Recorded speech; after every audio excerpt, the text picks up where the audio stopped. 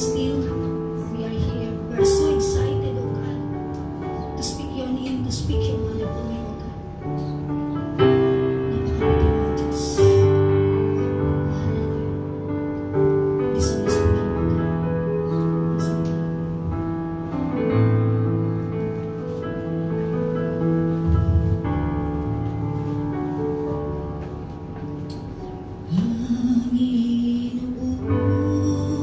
Panginoon,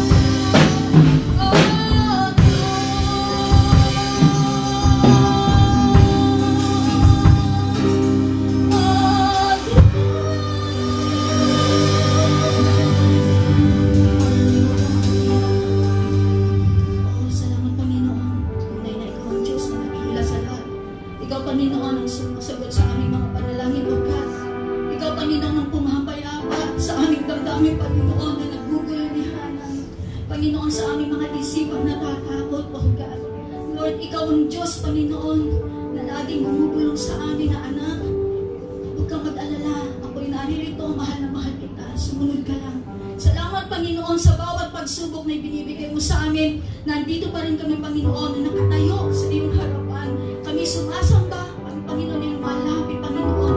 Tunay na nagpapakumbaba, Panginoon, dahil Ikaw ang Diyos na kataas-taasan. Ikaw ang Diyos na dakila. Ikaw ang Diyos na makapangyarihan. Ikaw ang Diyos, Panginoon, ni Abraham. Ikaw ang Diyos ni Isaac, ni Jacob, Panginoon.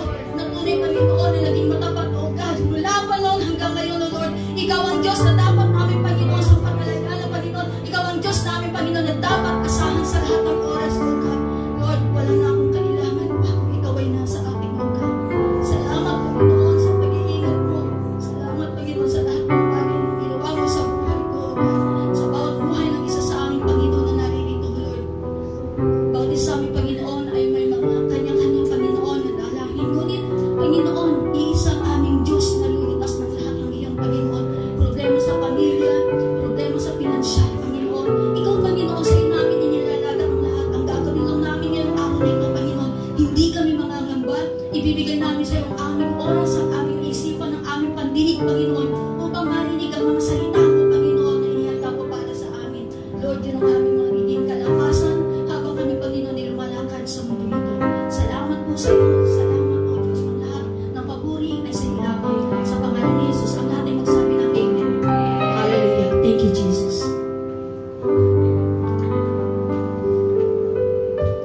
Praise the Lord, baka po na po lahat.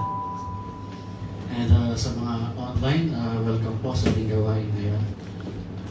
This is Pastor Sam from International Beginning Ministries.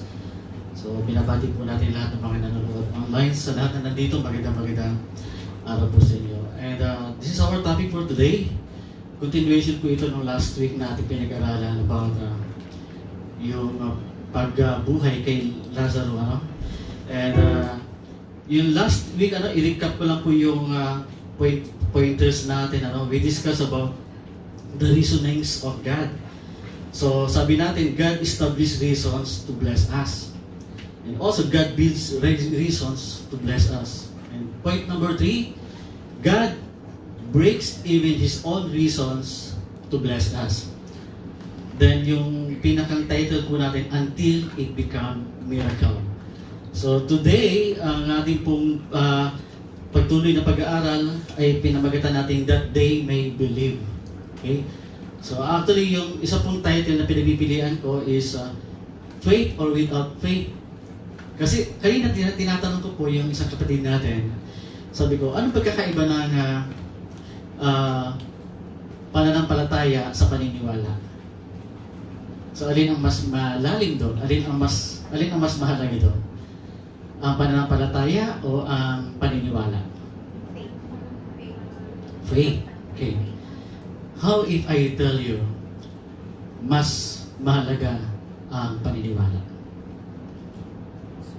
Okay, so lasang kilay ng iba, no? Well, first, you cannot have faith. You cannot have faith kung hindi ka naniniwala muna. Therefore, faith is nothing without having yung belief.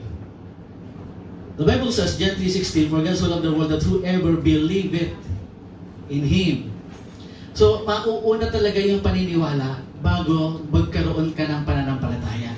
Paano ka pananampalataya sa isang hindi mo pinaniniwalaan?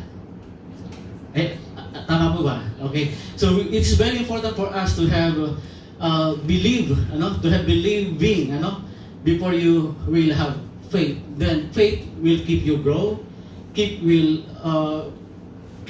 going. Kasi nga, may faith ka.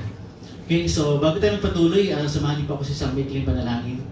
Amin Diyos, kami po ay sumasamo sa iyo minsan pa. Iyo po kaming samahan sa pag-aaral ng iyong mga salita sa pagpapatuloy ng aming pag-aaral sa aklat ng Juan chapter 11.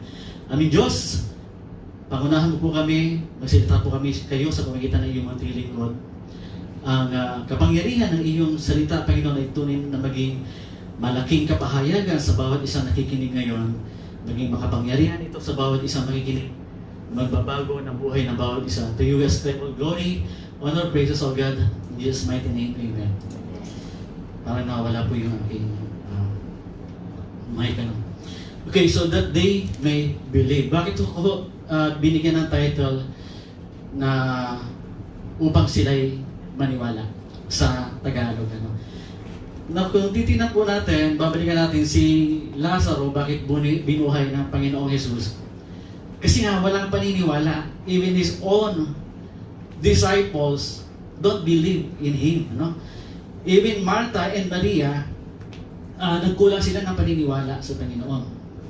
Kaya nga, makikita natin sa pag-aaral, bakit importante yung paniniwala. Okay. Now, gusto ko pong kilalanin natin muli ano yung mga characters sa John chapter 11. Yung characters po na litaw dito, of course, walang iba kundi ang Panginoon. Okay? Well, maliban sa ating Panginoong Jesus, there comes the disciples. Okay? Then the disciples, sa verse 15, okay, ito po yung sagot ng disciples sa verse 15 ng chapter 11. Ngunit dahil sa inyo, okay, sorry, this is the response of Jesus doon sa mga disciples. Bakit? Kasi niyaya yung mga disciples na pumunta sa Bethany. Why Bethany? Because there is Lazarus sa Bethany. Now, niyaya ng Panginoon ng mga disciples, let's go to Judea first. Okay? Before they go to Bethany, hindi sila diretso sa Bethany kaagad. They will go, plano ng Panginoon ni Christ, doon muna sa Judea dumaan. Now sabi dito ng Panginoon, ngunit dahil sa inyo, ako'y nagagalak na wala ako roon ng sa gayon ay sumampalataya kayo sa akin. So, sabi natin, yung pagbuhay ng Panginoon kay Lazaro, ilang araw na lang ang natitira bago niya ginawa yung pagbuhay kay Lazaro. Ibig sabihin, God need that great amount of miracle. Okay? Kasi for almost 3 years ng ministry ng Panginoon, hindi po siya yung gagawa ng pangkaraniwang bubuhay ng patay. No, mostly ang ginagawa ng Panginoon yung pagpapagaling, pagpapalakad sa pilay, okay? Paglilinis ng mga may inaalihan ng demonyo, pagpapalayas ng mga inaalihan ng demonyo, pagpapagaling ng mga sakit.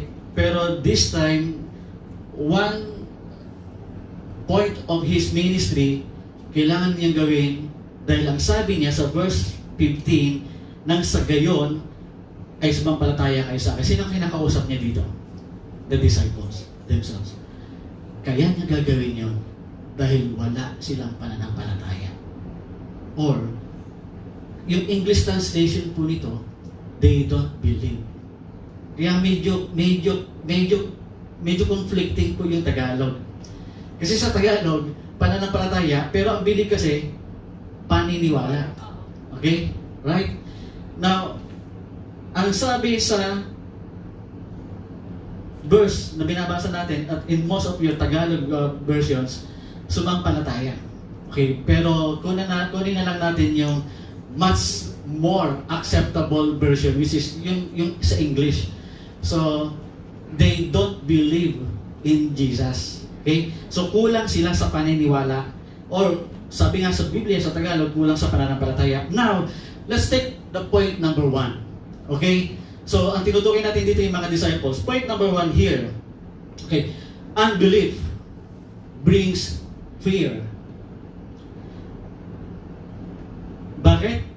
Tingnan po natin yung verse 7. Okay? So, para mas maintindihan natin. Pagkatapos nito, sinabi niya sa kanyang mga alagad, magbalik tayo sa Judea. Yun po sinasabi natin kanina. Verse 8. Sumagot ang mga alagad, sabi, Rabbi, or Rabbi sa English, hindi po ba't kamakailan lamang ipinagtangkaan kayong batuhin ng mga tao? Bakit pupunta na naman kayo doon? So take note of the response of the disciples. Sabi ng Panginoon, punta tayo sa Judea. Ang plano ng Panginoon, they will go to Lazarus. Pero ang sabi ng mga disciples, bakit tayo pupunta roon? Bakit ka? Hindi sinama ng disciples yung sarili nila. So bakit ganun yung response ng mga disciples? Number 1, okay, seems they don't want to go with Jesus. Bakit? nung last chapter 10, ay doon pinakita na si Jesus ay pag gusto batuhin ng mga Jews. But then, here, after 2 days, Jesus says, let's go to Judea. Babalik ulit sila. Babalik sila kasama ang mga disciples. Pero, sabi po natin, yung unbelief brings fear. Now, bakit kahit si Jesus Christ na ngayon nagsabi na bumalik tayo sa Judea, look ha, do they know Jesus very well? What do you think? For the past almost 3 years. Say for 3 years. Kasi matatapos na po yung ministry ng Panginoon dito sa part na to. Yung pagbuhay niya kay Lazaro. No? Now, do you think they don't know Christ much? Ilang beses na yan nakita ang Panginoon na nagpagaling, na nagligtas. Perhaps, higit pa sa pagliligtas sa kanino man, ay gagawin yun ng Panginoon sa mga disciples. Take note, higit pa sa pagliligtas na ginawa ng Panginoon sa mga lumalapit sa Kanya, mas higit ang gagawin pagliligtas ng Panginoon sa mga disciples kung mapapahamak man nga sila. But the problem is the response of the disciples. Verse 8, hindi po ba't kamakilan ipinagtangkan kayong batuhin ng mga tao doon? Bakit pupunta na naman kayo doon? So, kino-question nila yung, shall we say,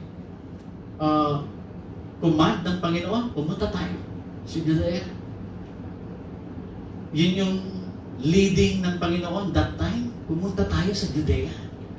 But the disciples themselves questioning the leading of the Lord. Bakit? Because they have fear. And why they have fear? Kaya nga sinasabi ng Panginoon, wala silang paniniwala.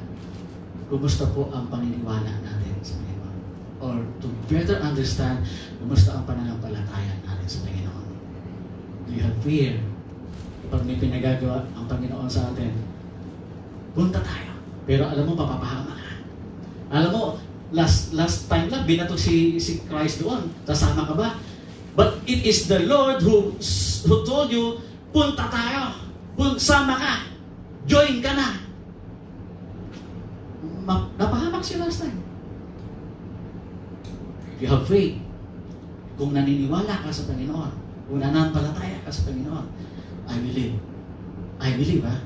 Dun mo pa iiralin yung lubusang pagtitiwala sa Panginoon. I believe so. Pero dahil may fear, ito pa yung description natin sa fear, yung fear nagbigay sa kanila ng confusion. Unang confusion. Sabi ng Panginoon, gigisingin, natutulog si Lazaro. So gigisingin ng Panginoon. Sabi ng mga disciples, ito yung confusion nila, no? Number 1, yung confusion nila, verse 11, natutulog ang kaibigan natin si Lazaro, pupunta ako upang gisingin siya. Okay, natutulog ang kaibigan natin si Lazaro, pupunta ako upang gisingin siya. Ano interpretation dito ng mga disciples? Natutulog nga. As in, ang ibig sabihin ng Panginoon, if you read the chapter, hindi ibig sabihin ng Panginoon, literal na natutulog. Ang ibig sabihin ng Panginoon, patay na si Lazarus. Now, ang pagkaunawa, ibig sabihin gano'n na, hindi nila lubusan kilala pa ang Panginoon. Hindi nila lubusan kilala pa ang Panginoon. Bakit? Perhaps, they don't want to understand. Or, hindi pa sila, or of course, hindi pa sila handa. Perhaps, pwede. Bakit? Kasi, iiwanan lang sila ng Panginoon kung handa na sila. At ito yung kasama sa preparasyon. Kailangan i-deal ng Panginoon yung unbeliefs nila. Kailangan makita ng mga disciples what Jesus Christ can do much, can do more, habang kukunting panahon na lang ang natitira. And it must happen, kailangan ma-reveal yung unbelief ng mga disciples. Kailangan ma-reveal yung unbelief mo, yung unbelief natin, for us to trust more and obey yung instruction ng Panginoon sa buhay natin. Again, okay. Yung pangalawang confusion, confused sila sa sinabi ng Panginoon. Bakit? Pupunta tayo, pero ayaw nila. Di ba confusion yun? Pupunta tayo, doon na nga siyang napahamak muntik na.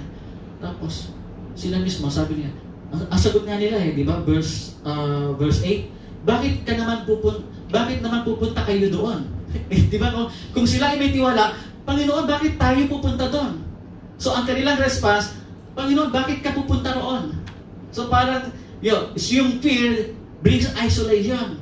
So, it only don't brings, sabi natin, it brings confusion, it also brings isolation. Kapatid, kung may takot ka, natural, papaiwan ka. I-isolate mo ang sarili mo. Bakit andyan ka? Kayo na lang. Sino yung mga may challenge si Lord sa kanila? Tinatago si Lord sa kanila. Pastor, dito muna ako. Di ba binato ka doon? Di ba? Ayaw natin ilagay yung sarili natin sa isang breakthrough ng karanasan. Pinopromote ka ni Lord pinopromote itong mga disciples ng Panginoon. You have to experience what I have experienced. Now, okay, so skip tayo. Okay. Another dispute na meron ang disciples, we can characterize this or call this yung sinasabi po sa verse 14 and 15. Dahil dito'y tuwirang sinabi ni Jesus, patay na si Lazarus. Ngunit dahil sa inyo, ako'y nagagalak na wala ako roon, nang sa gayoy, sumampalataya kayo sa akin. Now, their unbelief delays the work of the Lord. Alam nyo, kayang-kaya naman talagang pagilingin ng Panginoon si Lazaro. Right? Kaya pagilingin ng Panginoon si Lazaro. But he waited 2 days before he left. And it took more days for him to arrive Bethany kasi pagdating niya sa Bethany, 4 days nang patay si Lazaro. And besides, okay, sabi ng Panginoon, hindi mamamatay si Lazaro. Pero at the same time, sabi niya, patay na si Lazaro. You know, if you are very close to the Lord, if you are, alam nyo, if you are reading the Bible, sometimes when you read the Bible, naku-confuse ka. Bakit dito sinabi ganito? Bakit dito sinabi ganito? Right? And it is a matter of understanding the context of the Word of God. Now, kung ikaw ay handa ng mananampalataya, hindi ka dapat magkakaroon ng sariling kaisipan, sariling context ng binasa mo. Yung context nila ng pagkarinig sa Panginoon, natutulog si Lazarus, hindi take it literally, and wala namang problema doon kasi ang sinabi ng Panginoon, natutulog lang Kaya lang, kung kilala nila ang Panginoon, I believe, alam nila hindi ganoon ang ibig sabihin ng Panginoon. Bakit? Kasi nga, hindi pa sila ready doon sa antas ng paniniwala na dapat meron sila or pananampalataya, we should say. Okay. Now, it caused delay. Bakit? Kasi kung solved na sila sa pananampalataya and confident na ang Panginoon sa pananampalataya or paniniwala na meron mga disciples, no need for Him to do that miracle. No need. Baka nga, that time, crucifixion na. Wala nang miracle. Bakit? Because the disciples were prepared enough, pero dahil He will face the greatest event of His ministry. And what is that? The ultimate sacrifice. Kaya lang, meron pa yung mga iiwanan niyang His own, very own leaders, not totally believing in Him. Nakita niyo po? That's why He need to allow Lazarus to die. Hindi po niya nais na mamatay si Lazaro.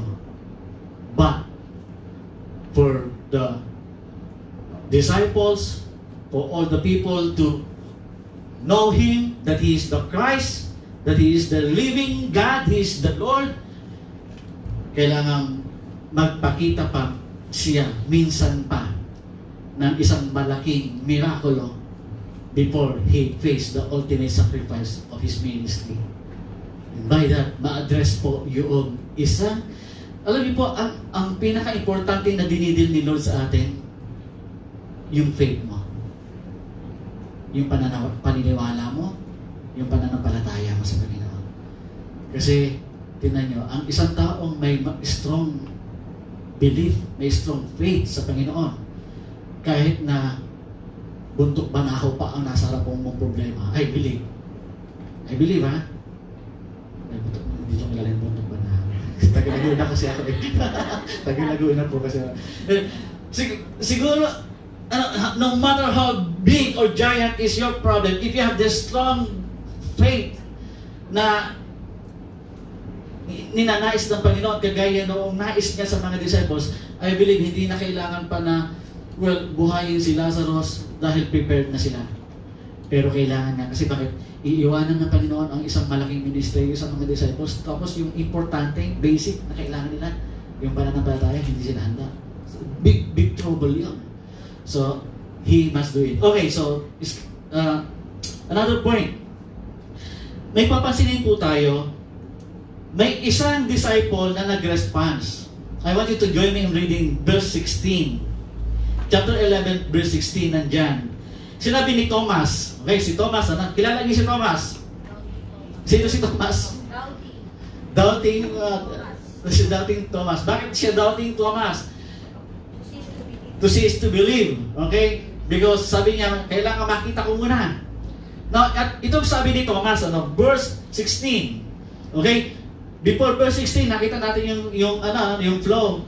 Yung mga disciples unbelieving, pero itong si doubting Thomas, verse 16, sabi niya, sinabi ni Thomas na tinawag na kambal sa kanyang mga kasama, sumama tayo sa kanya nang mamatay tayong kasama niya.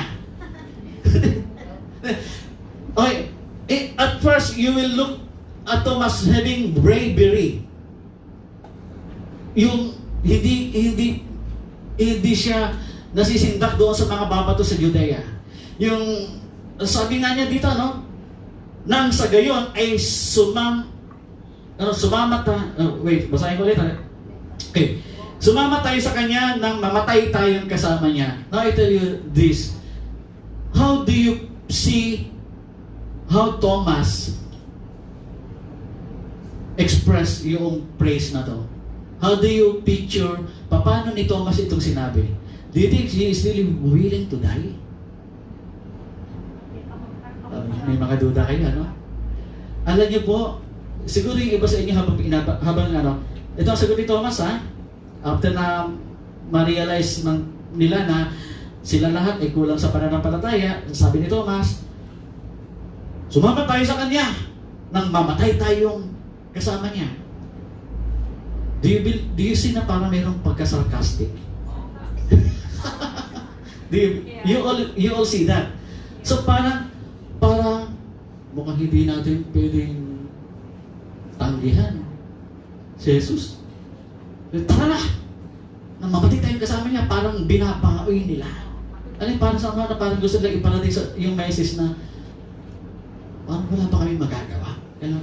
Parang ganun kasi ganun kasi yung lalim ng determinasyon ng Panginoon to bring them back to Judea. Pero sabi ni Thomas, matapos yung kanilang siguro, yung kanilang usapan, tara na nga, nang mamatay na tayo kasama niya.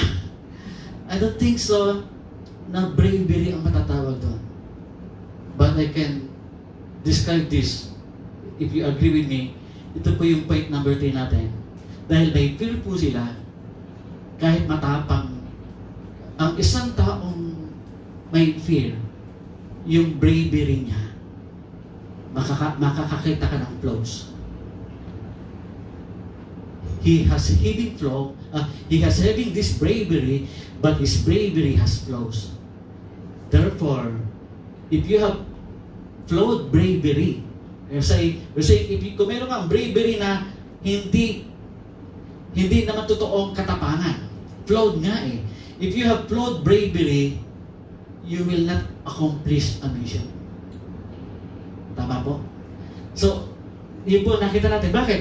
Yung pagkasabi niya, tara na, parang go, bara-bara.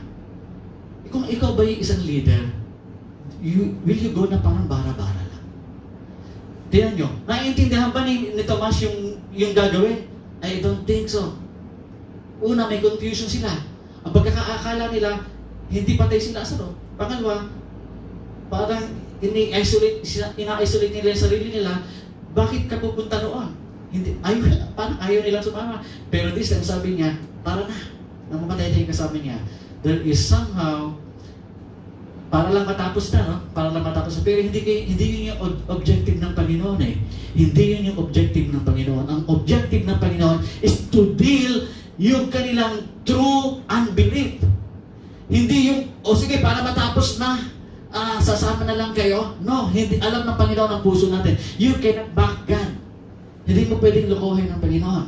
So yung nakita natin response dito ni Thomas, parang yung kanya, let's go, bara-bara. Point number 1, bara-bara siya. Okay? So, itong siya yung sub-point. Another thing, yung sabi niya, tara na, wala siyang pagkaunawa. Kasi nga may confusion nga sa una eh. Okay? Walang pagkaunawa. Therefore, walang knowledge. Okay? No knowledge, no wisdom. Therefore, no vision. Kaya nga ang kanya sabi, nang mamatay na tayo kasama niya, kasi alam niya, yung pagsabit niya sa Panginoon, gano'n lang, pero at the same time, hindi niya naiintindihan yung pinagagawa ng Panginoon. Sometimes, gano'n po tayo. Para matapos lang yung pinagagawa sa atin, para bahal tayo. We never know, iba yung gustong idil na Lord sa atin. He wants you to be more prepared. Kaya lang, hindi mo nakikita yung gusto ng Panginoon i-address. Okay, so let's proceed. Okay, that's the disciples. Sino ba yung nakita nating character? Si Martha. Ano ginawa ni Martha?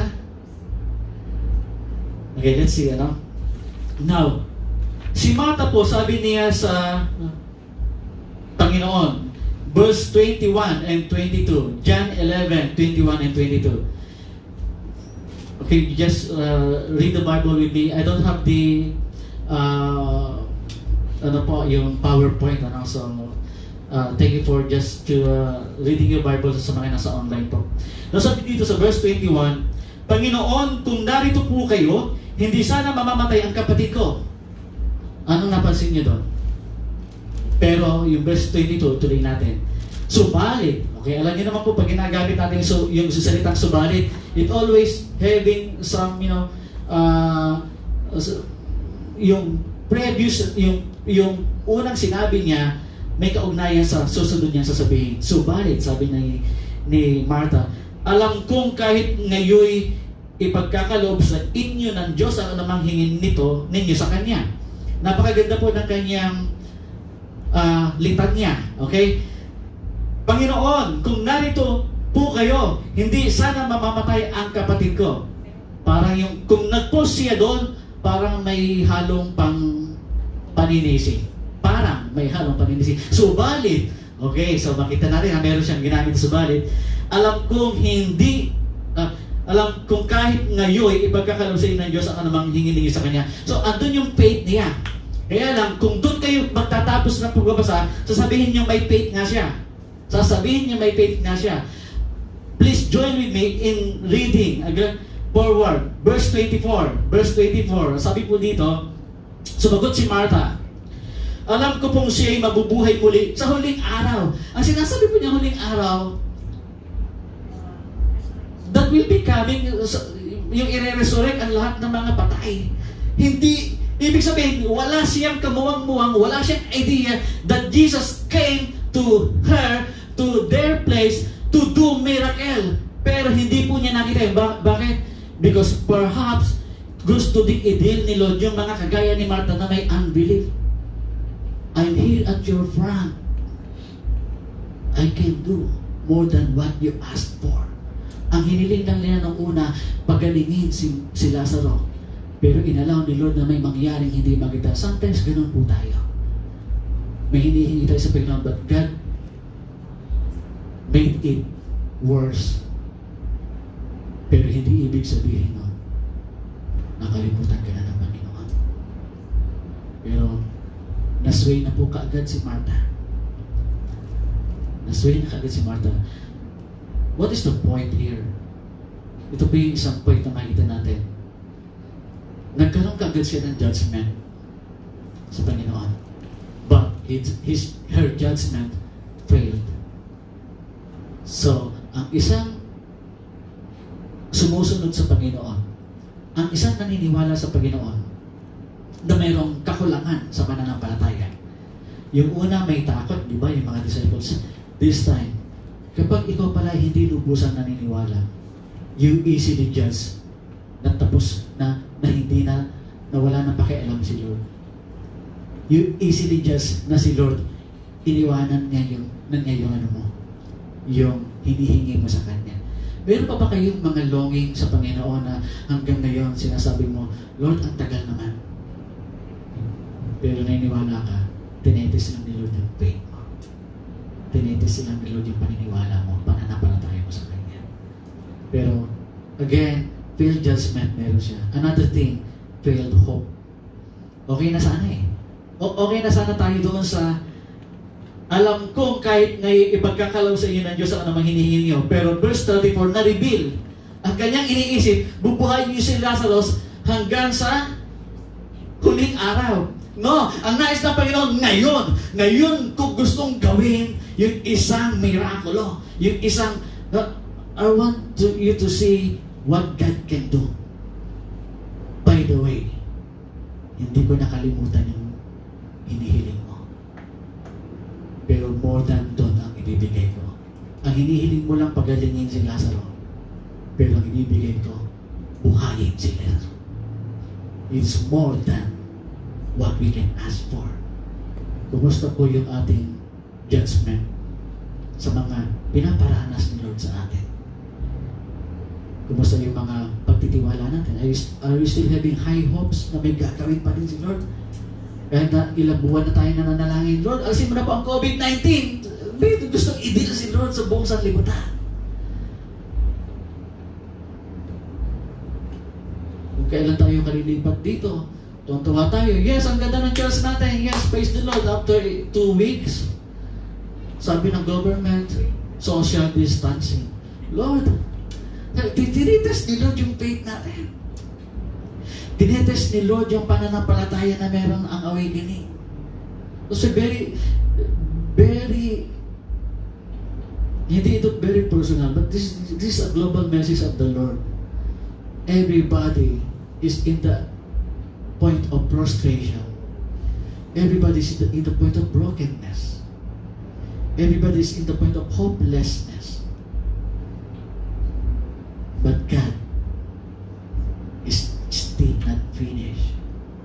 He can still do miracles. Amen. And He can. Another point, verse 19, 39 and 40. Sabi niya dito, utos ni Jesus, alisin ninyo ang bato. Sabi ni Jesus, anong utos niya? Ngunit si Martha, na kapatid ng namatay, ay sumagot, Panginoon, nangangamoy na siya. Okay? Yung pinaka-word doon. Panginoon, nangangamoy na po siya. Ngayon, 4 na araw na siyang patay, sinabi ni Jesus, hindi ba't sinabi ko sa iyo na kung sasampalataya ka, ay makikita mo ang kaluwalhatian ng Diyos. Okay. Another point. Sabi niya, nangangamoy niya. Wonderful. That's fact. Panginoon, nangangamoy na yung patay. Baka ma-virus ka pa dyan. Mahal ang pagpapa-hospital. The thing is, okay, lahat sila pwede ma-virus. Panginoon, parang awa mo na parang gano'n. Hayaan na natin sa kalagayan ganyan. Total, anyway, baka naaagdas na nga po yung balat niyan. Nangangamoy na eh. Siyempre naaagdas na yun. But you know, what is the point of God that He wants to tell us through these passages? Church, your knowledge is totally different from the knowledge of God. You cannot surpass the knowledge of God. Sabi mo, sige, He will break even His own reasons to bless you. Yung reasons mo, i-break in ng Panginoon. Sa totoo lang, pwede na nga niya hindi pansinin itong mga tao ito. Ang titigas ng ulo. Di ba? Papansinin ko ba itong mga ito? Ang titigas ng ulo. Ang daming mga alibay, ang daming mga katwiran, ang daming mga pagpipigil. Magagaling pa nga sila eh. Right? Panginoon, huwag niyo pupuksan ang amin yan. I am the Lord. Hindi pa ba natin kilala ang Panginoon? Sinong sumuko na dito sa mga matagal na nangihingi sa Panginoon? Now this is a great reminder. Huwag mong subukan ang laban. God will still visit you. He will still come and He will raise you. Baka kasi sa tayo na yung namamatay. Then He needs to raise you. Okay. Again, sabi natin dito, you cannot surpass the knowledge of God. You know, miracle is a spiritual experience. Therefore, you must have the spiritual mindset. You must have the spiritual, you have to be ready spiritually. Hindi po gagawa ang Panginoon ng hanggang sa kaisipan lang ng tao. Kapag ang Panginoon ay kumilos, maniwala kayo. Magkakaroon ka ng breakthrough sa buhay mo. And you will say that, God, you are so faithful. And you are beautiful. Yun ang pwede mo sabihin sa Panginoon. Just thank you, Lord. Amen. Pwede ba palakpakan natin, Panginoon? Salamat po sa naaawang magbilang ng tissue. Okay, so matatapos na po tayo. So we have discussed the unbelief of disciples and the unbelief of Martha. Now we will discuss the unbelief of Maria.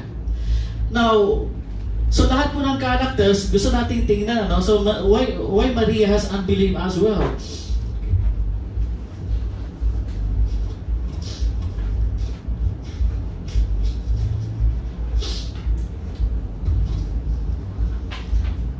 Okay, I'll tell you. Okay, so God wants to deal the unbelief of everyone in John chapter 11. So, paano po yun? Now, here, verse 32. Okay, thank you for still yung mga tumututok po online. Salamat po sa patuloy niyo pagtutok. So, verse 32, please read. Pagdating ni Maria sa kinaroroonan ni Jesus, ito po ha, this time Maria naman, sabi ni Maria, Panginoon, kung narito po lamang kayo, hindi sana namatay ang aking kapatid. May pagkakaiba ba yun sa sinabi ni Martha kanina? Meron? Anong pagkakaiba? Well, ganito. Yung sinabi ni Martha kanina, balikan ko lang ang sabi ni Martha kanina, Panginoon, kung narito po kayo, hindi sana namatay ang kapatid ko. That is Martha, verse 21. Verse 32.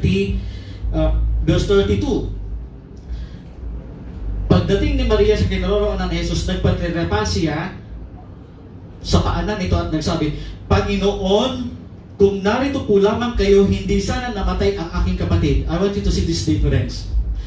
Nung sinabi ni Maria ito, praise na to, ang sabi niya, kung narito po lamang kayo, hindi sana namatay ang aking kapatid, period. Wala na siya subalit, wala na siya anumang yung sabihin. Pero, yung parang, unlike Martha kanina, akala natin swabing-swabe na. Subalit, yung una kasi parang may judgment kagad siya eh.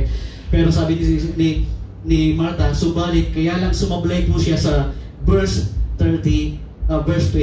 Doon kasi ang pagkaakala natin okay na, mali ang kanyang hope. Now this time, sabi ni Martha, yun lang. Wala na pong ibang dinugsong. Again, sabi po niya, kung narito lamang po kayo, hindi sana namatay ang kapatid. Ano nakikita ninyo doon? Actually, wala. Meron pa ba kayo ibang nakita doon? Parang he wants to tell the Lord, Lord, may kasalanan ka sa akin. Parang ganun pa, kung nandito lamang kayo kanina, Lord, alam mo po, hinihintay namin kayo. Grabe. Lakas ng loob. Kulang pa ba? Kulang ba bang katapatan ng Diyos sa lahat ng mga ginawa niya sa buhay natin? At minsan nasasabi natin, Lord, let's see mga kapatid. Okay, let's understand. Maria have a disheartened, nasaktan siya. He is in the state of being disheartened. Nasaktan po siya. Bakit? Akala ko kaibigan mo kami. Akala ko mahal mo kami, Panginoon. Bakit hindi ka dumating? Ang ganon. Ang isang taong may unbelief. Kung kulang yung pagtitiwala mo sa Panginoon, pwede mong sabihin, Lord, bakit naman? Pero, kung lubusan ka nagtitiwala sa Panginoon, there is no question. There is no why. There is no why. There is no why. Kapag ang isang tao puro question sa Panginoon, I tell you, there is unbelief in our heart. Or pwede na sa process ng being disheartened. Okay, sorry. Kung minsan, nagtatanong po tayo at sinasabi natin, may unbelief ka. Let's look at the context, mga kapatid. You are faithful in the Lord. You know the Lord in your life. He's been faithful for the long time sa buhay mo. So isang pagkakataon lang sasabihin natin, why, Lord? Why, Lord? Well, I tell you, mga kapatid, ganun po tayo minsan. We easily find fault na parang tayo ang tama. Lord, mali ka. Lord, hindi ka dumating na late. Lord, dapat hindi pa napatay si Lazaro, dumating ka na. Mas marunong pa tayo sa Lord. Hello? Yung timing po ni Lord ang importante. Hindi yung timing mo. You want to experience miracle from God? Then it's not in your own timing. The miracles that comes from the Lord comes in His own timing. And that is perfect. Now, so, hindi na tayo ligoy-ligoy pa po. Puntahan natin yung another character. Sino po yung mga nandoon na sa bahay ni Martha at ni Maria? Yung napansin ninyo? Yung mga Jews, ano po sila? Sino sila? Sila yung mga nakikidalamhati. Okay? Right? Sila po yung nasa lamay. So zero. Pero kung titignan po ninyo, ang daming Jews na nandun sa bahay nila that time. Marami po sila nandun. Walang bilang. Pero I believe marami po sila na nandun. At why? Because Jesus is coming. The Lord make it sure that when He revealed this miracle, all doubts of all kinds of people, from His very disciples, from His very own people who knows Him more, from the people like itong mga Jews, yun po yung mga nakikita natin, mga nais ng Diyos i-address ang mga unbeliefs nila. And this time, punta tayo doon sa mga Jews. Now, ano nangyari dito? Sabi ng mga Jews sa verse 37. Ano sabi? Napagaling niya ang bulag. Bakit hindi niya napigilang mamatay si Lazaro? Ang hahay nila. Napagaling niya. Jesus came. Perhaps, kaya marami sila, they are also waiting for the coming of Jesus. Ay nabalitaan nila dumating si Jesus, kaya nagpuntahan yung mga Jews sa bahay ni Martha, ni Maria. At nung dumating si Jesus, ang sabi ng mga tao, okay doon tayo sa, tapos na tayo sa disciples. Tapos na tayo sa mga kanyang, His own people, like Martha and Maria. This time, yung mga taong gusto niyang iligtas. Ito mga Jews, of course Gentiles as well. Pero this time, tinutukoy yung mga Jews. Sabi dito, napagaling niya ang diba? Ay, napagaling niya ang bulag. Bakit hindi niya napagilang mamatay si Lazaro? Somehow like, ito yung iniisip ko mga kapatid. When we think about the Lord, is it always kailangan gawin niya kaagad yung ginagawa, yung gusto natin mangyari? When we think about the Lord, is it kailangan kung ano yung ini-expect natin, yung nasa isip natin, dapat gawin niya. At pag hindi niya ginawa, bakit kaya hindi niya ginawa? Nakita po ninyo? Na ito po yung problema ng tao. Ito yung problema ng marami, ano? People always looking for miracle. Nagpunta sila sa isang bagay.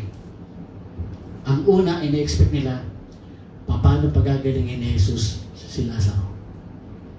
This time, lahat sila walang belief. Lahat sila walang paniniwala. Kaya ang kanilang judgment, again, judgment, sabi nila, nagawa niyang buhayin ang patay. No. Okay, this time, hindi pa nangyayari sa harap nila. Nagawa nilang pagalingin ang mga may sakit, nagawa niyang palakarin ang mga pilay, pagalingin ang mga bingi. Lahat. Pwede gano'n, nabanggitan nila. Pero bakit si Lazaro hindi niya napigilang mamatay? Or bakit hinayaan niyang mamatay? Again, sino ba nagsiset ng standard, mga kapatid? So nakikita natin, ang tao yung nagsiset ng standard eh. Kailangan gawin ito ng Panginoon. Kapag hindi, question mo, bakit hindi ka ginawa ng Panginoon yun? Bakit hinayaan niya maraming namamatay? Bakit hinayaan niya nagkaroon ng COVID-19? Bakit si Duterte?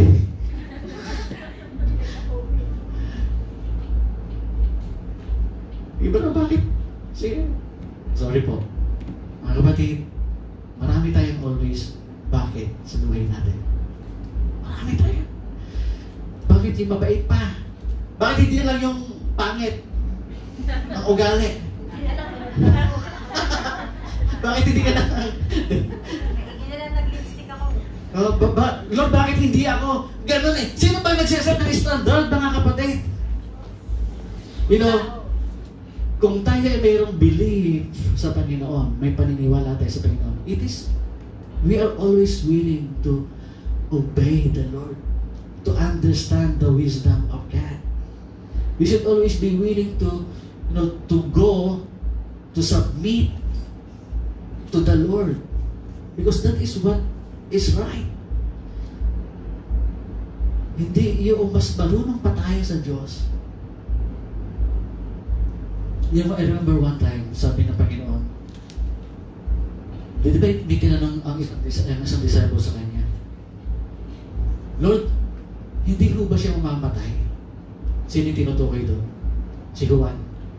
Sabi ng Panginoon sa isang disciple na nagtanong, ano sa iyo kung hindi ko, ano sa iyo kung bibigyan siya ng mahabang buhay? O kung hindi siya mamamatay or whatever. Hello, sometimes, ang lakas ng loob natin lumapit sa Panginoon at magtanong. Pero, we have to put ourselves in the reality of the situation ng relasyon ng Diyos at tao. That it is always, we have to understand, it is not that, Lord, maintindihan mo naman ako. Kaya ako gagawin to. Sorry for reasonings po na mga ginawa. I doubt God accepts our reasoning na maintindihan naman tayo ni Lord. Kung si Lord ang laging iintindi sa atin, do you think ano mangyayari? He's not God anymore. He's not God anymore. If we acknowledge Him as God sa buhay natin, then we have to prepare ourselves. Much faith sa ating mga sarili na unawain ang mga nangyayari at patuloy na mag-hope tayo na may gagawin pa si Lord. Kung hindi nangyari yung bagay na gusto natin, and then let's wait because the Lord is testing our faith anyway. And just don't always ask the Lord, why Lord, why not? Not unless.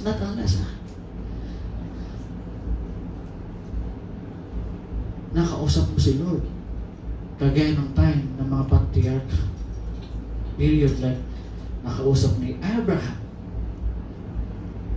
nakausap ni Noe, nakausap even ng mga faithful fathers natin. That's in the old times. Pero ngayon mga kapatid, yung basehan lang po natin ng confirmation sa kalooban ng Panginoon is how the Spirit comforts us. How the Spirit confirms to us that it is not time or it is time magpasalamat tayo sa Panginoon. Alam po, mahirap yung palagi nagka-question sa Panginoon. Tell you why? Hindi nakaka-move on. Palagi kayo nagka-question ng mga nangyayari. Parang mas marunong ka pa kay Lord. Yung gusto mo, lagi kinu-question mo si Lord, so bakit hindi ganito ang nangyayari? Church, may problema na tayo kapag gano'n. Are you still having faith? Are you still having belief sa Panginoon at lagi tayo nagka-question? Again, just have your faith in the Lord. Believe in the Lord so that you will have the breakthrough sa buhay natin. Okay? Now here, paano natin i-describe itong mga taong ito? We can say these people have foolishness. Bakit hindi yan pagaling? Or bakit niya mamatay si Lazarus? Again, sabi natin, hindi po tayo ang nagsiset ng standard. It is God na kailangan makarating tayo sa standard ng Panginoon. What else? Okay. People watch Jesus. Sorry. Okay. People follow Christ because of blessings and miracles. Hello? People follows Christ because of blessings and miracles. Pag wala ng blessing, why Lord? Bakit Panginoon? Bakit? Ang tingin mo ba kay Lord, blessings lang talaga lagi? Miracle lang talaga lagi? You know, God deals every areas of our lives. Every areas of our lives. Sino gusto mong i-deal yung love life niyo? Pero pa ganun, napuso pa ba yun? Gusto mong i-deal ng Panginoon yung family life niya. Gusto mong i-deal ng Panginoon yung relationship stage mo, ng mahal mo. Gusto mo i-deal ni Lord yung financial matters. Gusto mo i-deal ni Lord yung employment mo. Church is not in your own standard. You have to have faith or else palagi mong inanag si Lord. Even, sabi nga ng Panginoon, dahil makulit ka, ibibigay ko na. Pero, hindi ito ang kalooban ko. Sino mapapahamak dahil? So to say, alam niyo po ang sagot. At totoo po yan. So magkaroon tayo ng pananampalataya na inaw sa Panginoon. Nagkakaintindihan po tayo. Amen. Is it important that these people need to be dealt with their beliefs? Bakit? Kasi yun po yung dinidil talaga ni Lord sa ating mga mananampalataya, sa kanyang mga anak, sa kanyang mga tagasunod. Now here, 1 Corinthians chapter 3 verse 19. For the wisdom of this world is foolishness to God. As the scripture says, He traps the wise in the snare of their own cleverness. Akala ng tao matalino na siya. Akala ng tao alam na niya yung kaya niyang mag-dictate, kaya niyang magdeklara, kaya niyang magplano ng walang kamintis-mintis. You never know what will happen tomorrow. You even never know what will happen later pagbaba mo ng building na to. We never know what will happen in every life. Inch of life na meron tayo. Kanino tayo magtitiwala? Doon sa kini-question natin na bakit ganito? Di ba nakakahiya yun? So we have to have an attitude. Kahit konting bagay sa buhay natin, i-practice natin yung faith, yung pananampalataya, yung paniniwala. Baka, pag nakita ni Lord na prepared ka na ready ka na, God will bring you to a breakthrough that even you can do the things that He did. Kasi yun yung nais ng Panginoon. Kapag ikaw ay handang-handa na, like no, ano ang pwedeng magawa ng isang taong may pananampalataya? Ano ang pwedeng gawin ng isang taong may pananampalataya? Natapos na po tayo. Kapag mayroon kang pananampalataya na kahit simlaki lamang ng budal ng mustasa, sabihin mo sa bundok na ito, kaya mong ilipat yung bundok na ito kung saan mo gusto. Yun yung description ng Biblia. Yun yung description ng Panginoon sa faith na nais niyang i-address. How much is your faith today? Kumusta po yung pananampalataya natin sa mga online po ngayon? How much is your faith today? Ang title po natin pagpaksa ngayon, kaya kailangan niya buhayin si Lazarus so that the faith of all these people na nakapalibot sa kanya ma-address. Today, God wants to address our faith that you may believe. God wants to address our faith, my faith, your faith, para magkaroon ka ng breakthrough. So that from here on, nakahanda ka na. And the Lord will use you to move mountains, to face the giants, even to heal the sick. Kaya mong gawin. Bakit? Kasi meron kang faith na hindi nagko-question. Hindi nagja-judge ka agad. May tamang pag-asa. May tamang pananampalataya. Now, one thing, mga kapatid, ito po yung isang question na gusto kong bigyan linaw ngayon. Sabi mo sa verse 35, tumangis si Jesus. The most favorite verse ng mga tamad mag-memorize. Jesus, wait. Ano ibig sabihin? Tumangis si Jesus, bakit? Namatay si Lazaro. Siya ba ang bubuhay kay Lazaro, tapos iiyakan niya si Lazaro? Hindi, parang walang sense na iiyak siya kasi alam naman niya bubuhayin siya. Iiyak siya kasi namatay si Lazaro, tapos maya-maya bubuhayin niya si Lazaro. Church, you cannot just say, kaya siya umiyak dahil namatay si Lazaro or dahil nalungkot si Martha at si Maria. No, this is the problem, mga kapatid. Ano yung ina-address ng Panginoon? Anong ina-address ng Panginoon sa lahat ng pinag-aralan natin? Pananampalataya, paniniwala, yung faith mo. Kaya siya umiiyak, I tell you, mga kapatid, dahil walang faith ang mga taong nakapalibot sa Kanya. Dahil God says, Lazaro! Sabi ng Panginoon na, kailangan pang ipagsigawan ng Panginoon, Lazaro, lumabas ka! Just I tell you, ilabas mo ang pananampalataya mo, itindig mo ang pananampalataya mo, raise your faith, mga kapatid, raise your faith sa ating Panginoon. May gagawin, may ginagawa ang Panginoon. Hindi po ito ang katapusan ng lahat ng ating mga paghihirap. We have this great event sa ating sanlibutan. It is not finished yet. Just have faith. God is not finished yet. He will still and He can still do miracles hanggang ngayon. Jesus wept already. Don't let it happen again this time. Tayo mga mananampalataya, kailangan pa bang sabihin natin sa atin na Panginoon, mga taga-awakening, punta tayo sa Judea. Sasabihin natin, Panginoon, Ano sasagot mo sa Panginoon? May COVID eh. Ah, ano sasagot natin sa Panginoon? Let's go! We want to see how you do miracles, oh God.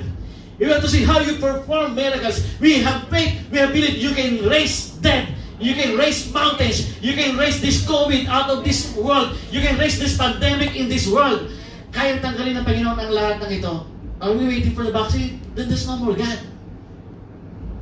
But if it is the way of God, then let the vaccine come. But let the name of the Lord be magnified over these vaccines. Purihin ng Panginoon. Magandang hapon po sa bawat isa. Let's pray. Lord, salamat po sa iyong patuloy na pangungusap at pagpapahayag ng pangangailangan na kami ay lumago, kami ay tumayo, kami ay magkaroon ng patuloy na paglago sa pananampalataya, aming Diyos. Naniniwala kami, aming Ama, meron na pong faith ang bawat isa. But Lord, this time, you want to have this faith more genuine, Panginoon. Isang totoong pananampalataya, isang totoong paniniwala, isang pananampalataya na hindi nagko-question, hindi nag-judge kaagad, isang pananampalataya na mayroong tamang pag-asa, aming Ama. Nang sa gayon, aming Diyos, kung sa gayon, aming Diyos, inihahanda mo kami at nais mong kami mismo ay gamitin mo upang mas marami pa magkaroon ng pag-asa in this frustrating, dying world, Panginoon, in this world that is full of agony, aming Ama. Lord, raise our faith. Awaken the faith of everyone. Sa mga nakikinig ngayon, patuloy mong patatagin, palakasin, palawigin ang kanilang mga pananampalataya hanggang sa masumpungan namin, Panginoon. You are the sovereign God that is working in every areas of our lives, and we can do things because ikaw ang nagpapalakas sa amin. Purihin ka sa pangalan ng Jesus. Amen. God bless everyone.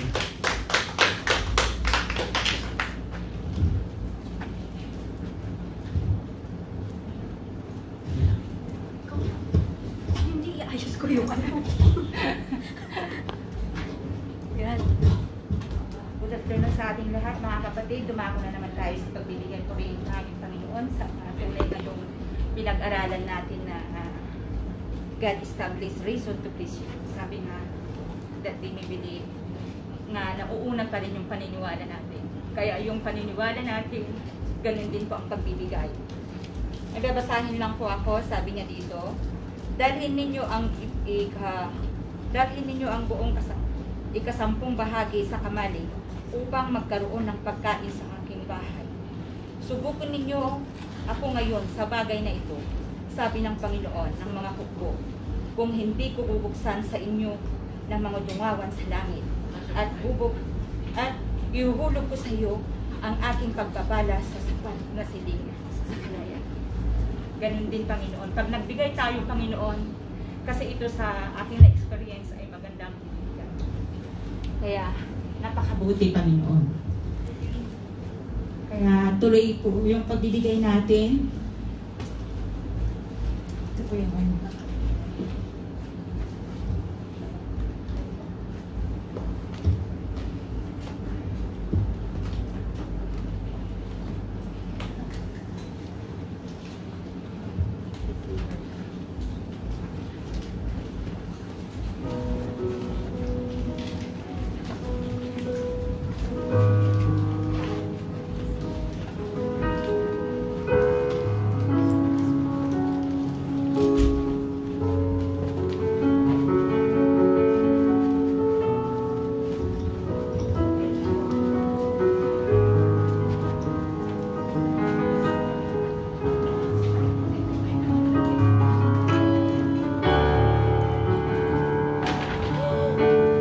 Sabay-sabay pong tayo mga kapatid at ipanalangin natin ang opening at sacrifice. Lord, maraming salamat, Panginoon, sa hapong ito, Panginoon, at dumako na naman kami sa pagbibigay, Panginoon. Paka-bless mo itong offering sa katites na aming nanikong, Panginoon. Paka-bless mo kami bawat isa na nagbigay dito sa amin, Panginoon. Sa gayunpan, yung mga kapatiran namin, Panginoon, nawala dito, Panginoon. Paka-bless mo rin sila. Panginoon, maraming salamat, O Lord, sa hapong ito, Panginoon. Bagamat hindi kami kumpleto, Panginoon. Ikaw ang nagpupuno, Panginoon. Bawat isa, Panginoon, maraming salamat. Paka-bless mo bawat isa, Panginoon. Paka-bless mo na bawat sa biyayang ito, Panginoon, na pinagkaloob mo sa amin, Panginoon. Maraming salamat, Panginoon, na ikaw, Panginoon, ang daluyan, Panginoon, at maraming salamat din, Panginoon, sa aming mga employer at sila ng daluyan na ito sa mga biyayang ito, Panginoon. Paka-bless mo, Panginoon, sa biyayang na ito, Panginoon, upang magamit, Panginoon, sa mabuting kapamaraan ng Panginoon. Salamat, Panginoon. Maraming salamat. Bless this tithes and offering, Panginoon. And this is our prayer, full of praise and worship. In Jesus' name we pray. Amen.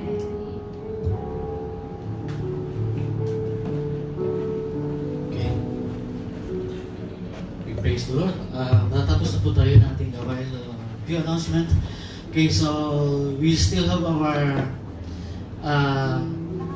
church open and we don't know kung hanggang kailan po yung social distancing but again it is more safe that we are inside the house of the Lord kaysa kung saan po tayo nandoon at may expose tayo sa maraming public areas. Just one place is enough for us.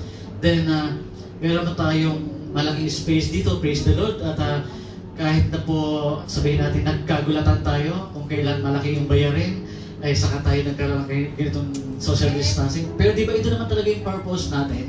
Kaya tayo gumawa ng malaking place so that we can still praise the Lord na may kalayaan at wala tayong pinoproblema sa mga distances. Palakpakan pa din natin ang Panginoon. So God is faithful and He knows our needs, mga kapatid. So lahat tayo may mga pamilya sa Pilipinas na inaalala. So shall we all rise up in the Lord? Let's pray. Let's pray. I just encourage everyone to pray. Even yung mga nasa online, you are encouraged to pray right now. Lumapit po tayo sa Panginoon, panalangin natin ang ating kalagayan pambansa. Sige po. At sa pagkakataon ito, dinadalangin natin ang patuloy na kapahayagan ng kapangyarihan ng Diyos in this time of crisis sa kalusugan, sa ekonomiya, sa pamahalaan, even sa politika at sa mga nag-uupo sa gobyerno. Let's all entrust this all to the Lord. Lord, wala po kaming kakayahan, wala kaming inang Panginoon na magagawa. But Lord, kaya tinataas namin itong lahat sa iyo dahil alam namin ikaw ay may magagawa. We trust all this to you, Father God. We trust to you, our President Rodrigo Duterte. Iyo po siya patuloy na samahan, your protection being upon him. Iyo po siya, Panginoon, na malinaw na kaisipan at ng wisdom, Panginoon, papangunahan ng aming bansa. We pray for everyone, Panginoon, dealing with this COVID-19. They're in the front lines, from national to local. Those that are in the bed of sicknesses, Panginoon, hindi lang COVID-19, ibig yung mga pangkaraniwang sakit, Panginoon, na apektado dahil, Lord, they have fear na baka mapagkamalang COVID din sila, Panginoon. Lord, everyone is in uncertainties, lalo na sila na nasa kalagayan ng pagkakasakit. Lord, iparanas mo sa kanila ang patuloy na kalakasan. Restore their health, Father God. Restore their physical health, oh God. Aming Ama, we pray for each and everyone's families, Lord God. Ang pamilya ng mga naka-online ngayon, Panginoon, we pray for their families as well. Mahabag ka po, Panginoon, sa aming bayan. And here in Hong Kong, Father God, we pray na bigyan po ng higit na kalayaan ang mga pagtitipong kagaya nito ng pagsamba, O Diyos. We can only rely unto you, O God. Yes, we want to submit to the government, but Lord, protect us. We pray for everyone na gusto pumunta sa church. Lord, so be it, O God. But Lord, we ask for your protection, O God. We ask for your total covering sa bawat iglesia, Panginoon, sa bawat simbahan na nagkakaroon ng pagtitipon. And Lord, may the government have the understanding that this is the safest place for us right now. Inside your temple, inside the church. Subalit, bigyan mo rin po kami, Panginoon, ng wisdom upang i-handle, i-manage ang crowd, Panginoon. Tulungan mo rin kami sumunod pa rin help us to still obey what is required of us to do, Father God. Aming Ama, sa pagkatapos ng aming gawain ngayon, iparanas mo pang iyong mayamang pagpapala, ang iyong bendisyon sa bawat isa. Mga kapatid, pagpalain nawa tayo ng Diyos at ingatan. Ilingap na Panginoon kanyang mukha sa bawat isang mahabag, sa bawat isang ang provision, ang proteksyon, ang kaligtasan, iparanas din natin, Panginoon, sa mandamo naroon natin mga mahal sa buhay. Ang pagpapala, iparanas sa kanila. Nabigyan tayo ng kapayapaan mula ngayon at magpakailan-kailan pa man. Sa ngalan ng Ama, ng Anak, at ng Espiritu Santo, lahat tayo magsabi na, Amen. And God bless everyone. Have faith that moves. God bless everyone. Hallelujah. It's a very strong message. Ito ay challenge to sa atin. Let's keep the faith. Hallelujah. Magpasalamat po tayo sa Panginoon.